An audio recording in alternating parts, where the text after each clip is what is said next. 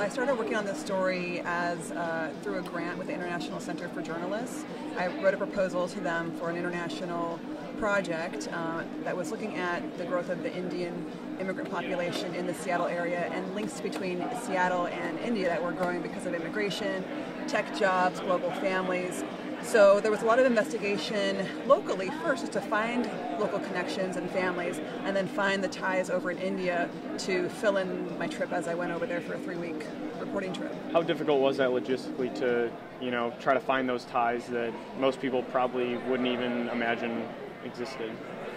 It wasn't hard to find the ideas. Finding the ideas was the easy part, and finding people to say, oh, here's a great link for you.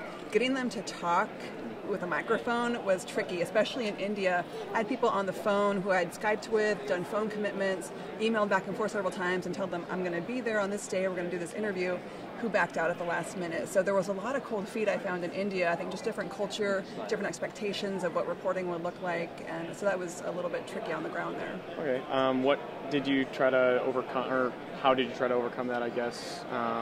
Because, you're already there, and you have this commitment, and I guess hurdles to jump over then. How did you get past that?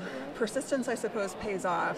One subject in particular was very difficult, and just had to keep talking with her, trying to get her more comfortable with what we were going to do, and then kind of rein it in a little bit. What my dream was didn't come through, so we kind of scaled it back a little bit to what she was comfortable with. So we went to a plan B and just continued talking, continued finding ways to make her comfortable. So in the end, it worked out. It wasn't what I had anticipated, but it was a great story. And what do you think was the most important part of the story, just in general, I guess? Well, one thing for us as a station that we really are proud of doing is more community engagement and connecting more with a diverse population in our area. So this storytelling brought out a lot of people in the Indian American community in our area to become listeners, to be a part of the storytelling, to contribute to the series in a way that I think was very meaningful for them.